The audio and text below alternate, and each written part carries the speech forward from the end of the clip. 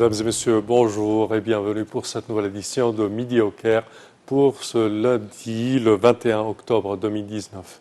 Nous commençons tout de suite notre sélection avec cette information. Le président Abdel Fattah el-Sisi a inspecté tôt dimanche l'académie militaire. Le président a assisté aux épreuves d'admission et aux tests d'aptitude des postulants des académies et des instituts militaires pour s'assurer du bon déroulement des procédures. Le président Sisi a affirmé que les forces armées témoignent actuellement d'une grande évolution visant à rehausser les capacités de l'armée égyptienne. Le chef de l'État a d'ailleurs affirmé la nécessité de sélectionner des combattants bien qualifiés, aptes à exécuter toutes les missions qui leur seront confiées. Lors de sa visite d'inspection à l'Académie militaire, le chef de l'État a apprécié la performance et les capacités combatives des postulants qui souhaitent rejoindre les académies et les instituts militaires pour défendre la sécurité et la stabilité de leur patrie. Et le chef de l'État s'est entretenu hier avec le gouverneur d'El Mounofia.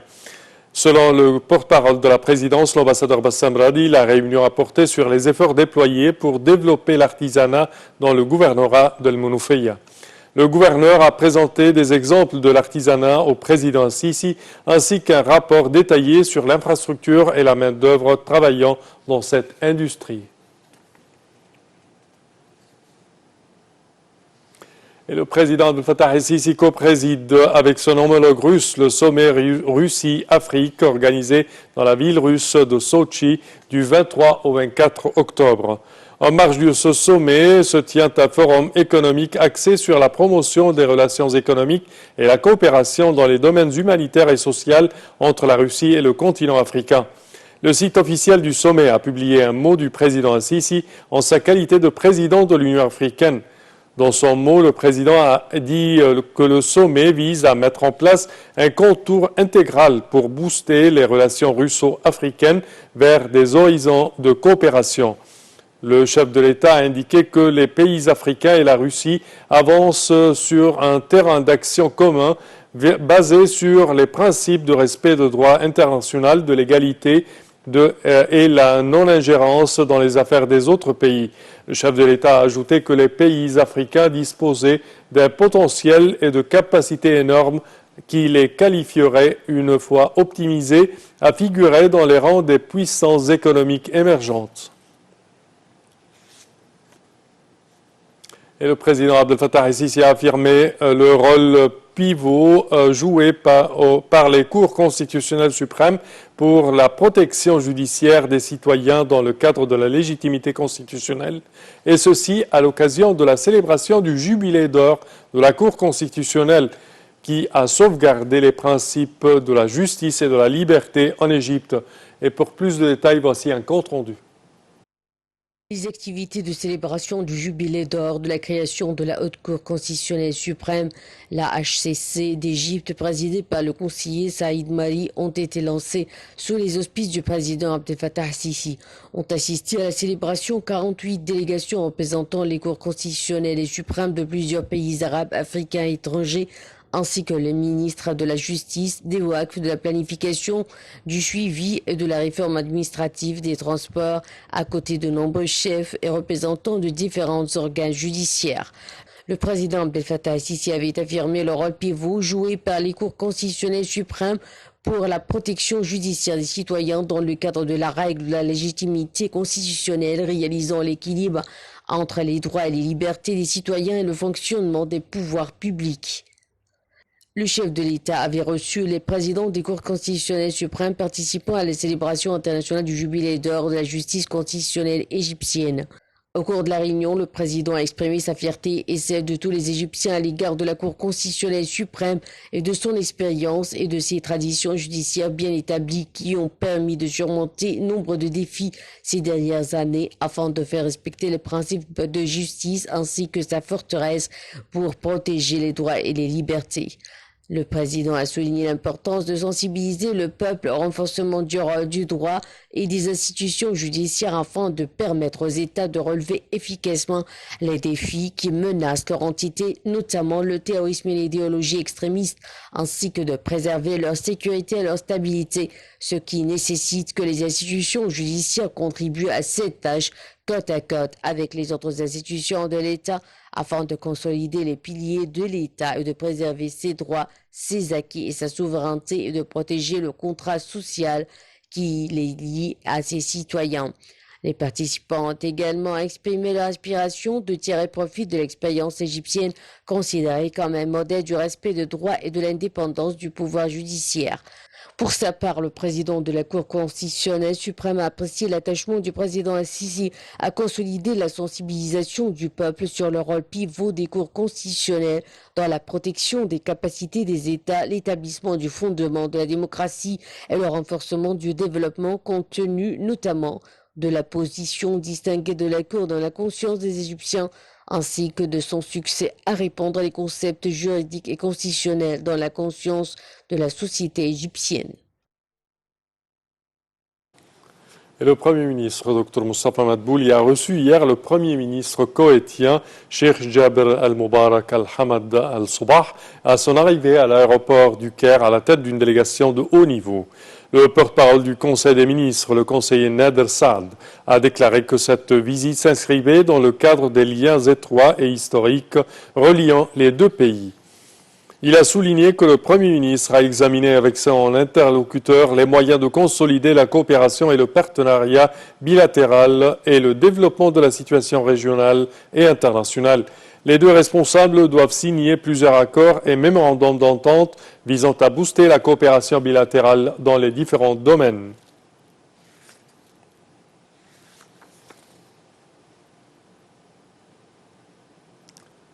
La deuxième édition de la conférence du Caire pour l'eau a lancé ses travaux sous le thème « En réponse à la rareté de l'eau ». Une pléiade d'experts en eau et de responsables des pays arabes et africains et des organisations internationales ont participé à la conférence. Durant 5 jours, la conférence doit se focaliser sur la crise de l'eau et l'impératif de booster la coopération conjointe et l'échange d'expertise pour pallier ce problème crucial. Cette stratégie vise à diminuer la consommation de l'eau et à appliquer les recherches scientifiques dans le but de profiter de l'eau des pluies, des eaux souterraines et des eaux des rivières. Le président de la Chambre des représentants, Ali Abdelal, a affirmé la fierté de l'Égypte envers toutes les sectes et affiliations à la suite de la visite historique du Parlement libyen, ainsi que la mise en place d'une démocratie dans le pays frère de la Libye qui appelle tout le monde à rentrer tranquille et en sécurité à l'abri des fléaux du terrorisme.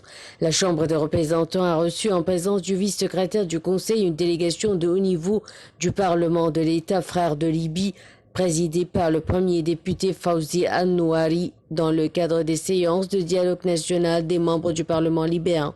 S'exprimant lors de la séance plénière de dimanche, Abdelal a souligné que personne ne conteste la profondeur des liens entre les peuples égyptiens et libyens en raison de la langue et de l'emplacement géographique, ainsi que des intérêts et objectifs, ainsi que des frontières communes. Il a ajouté que leurs relations remontent à des milliers d'années. L'Égypte a été l'un des premiers pays à traiter avec la Libye après son indépendance au début des années 50 du siècle dernier. J'assure à tout le peuple libyen que l'Égypte est toujours dotée de tous ses outils aux côtés de la population libyenne et que la sécurité de la Libye et la sécurité de l'Égypte en font partie intégrante et que toute attaque contre l'État libyen est une attaque contre l'Égypte. Nous devons nous mobiliser pour soutenir ce pays frère, a-t-il déclaré. Malgré toute notre confiance en la capacité de l'État de Libye, gouvernement et peuple, au danger qui l'entoure chez lui et à l'étranger et à reconstruire la Libye moderne et forte. Une fois de plus, il a souhaité la bienvenue à tous les membres de la délégation libyenne dans leur pays, l'Égypte, renouvelant l'invitation ouverte continue aux portes de la Chambre des représentants égyptienne à tous les frères et sœurs parlementaires libyens dans leur deuxième pays, l'Égypte. Et oui, chers téléspectateurs, c'était le président du Conseil des députés, Dr Ali Abdelal, qui a affirmé sa fierté et la fierté de l'Égypte envers toutes les sectes et affiliations à la suite de la visite historique des membres du Parlement libyen. Et nous passons à notre prochaine information. L'Égypte ne cesse de livrer ses secrets.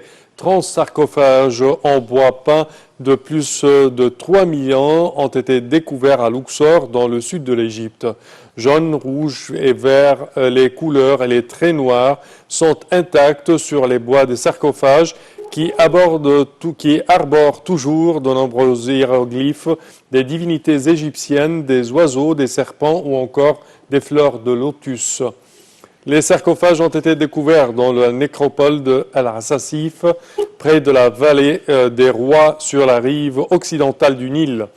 Les 30 sarcophages retrouvés constituent une importante collection qui sera acheminée au Grand Musée égyptien en cours de construction près des célèbres pyramides de Giza.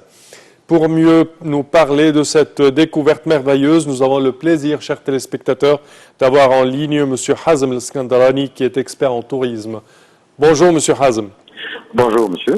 Alors, 30 sarcophages datant de plus de 3000 ans. Si on parle, par exemple, dans n'importe quel autre pays du monde entier, ça sera une information incroyable. Ici, en Égypte, les découvertes ne cessent de s'accroître, je dirais.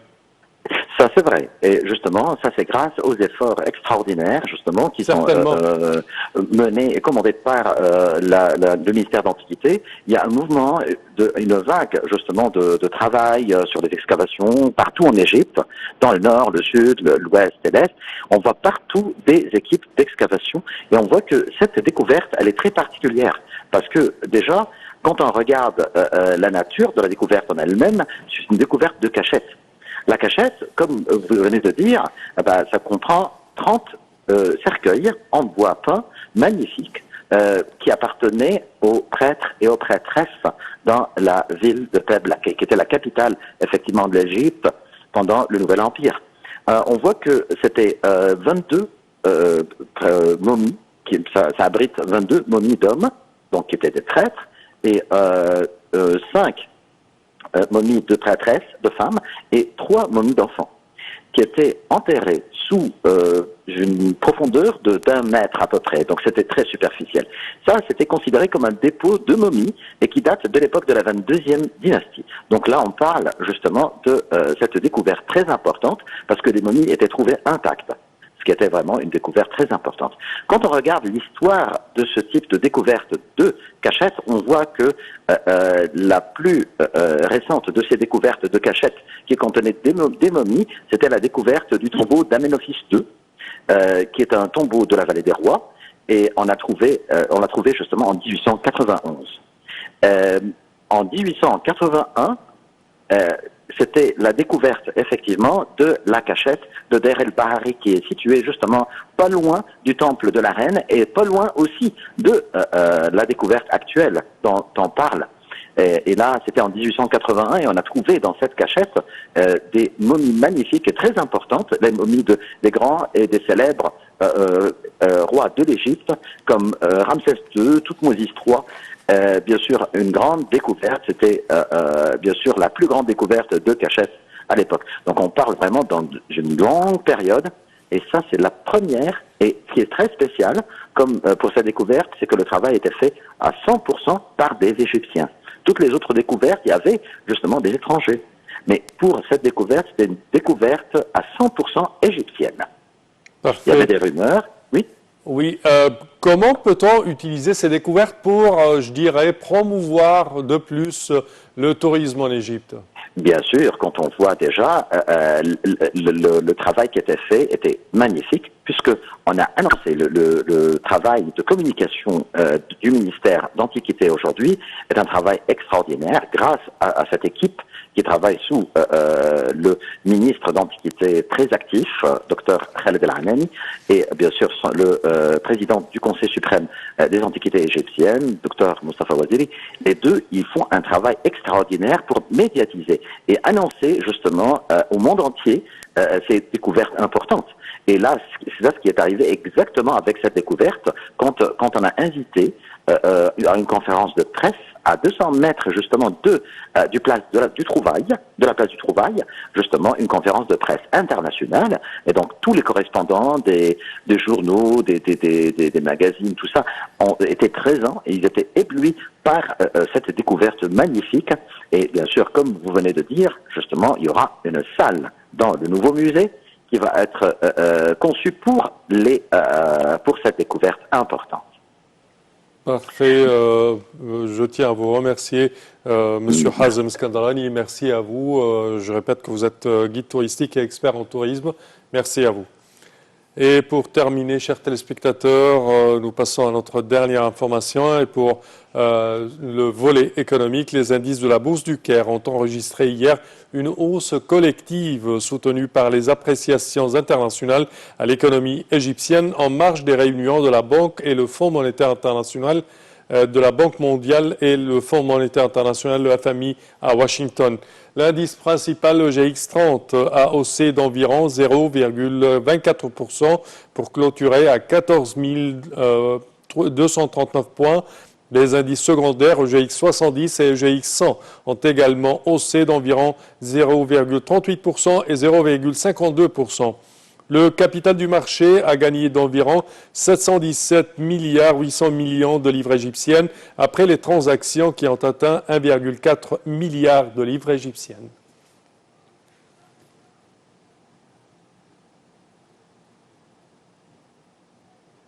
Et c'est ainsi, chers téléspectateurs, que prend fin cette édition de Midi au Caire. Je vous remercie de votre attention et je vous donne demain rendez-vous avec une nouvelle édition. Merci à vous.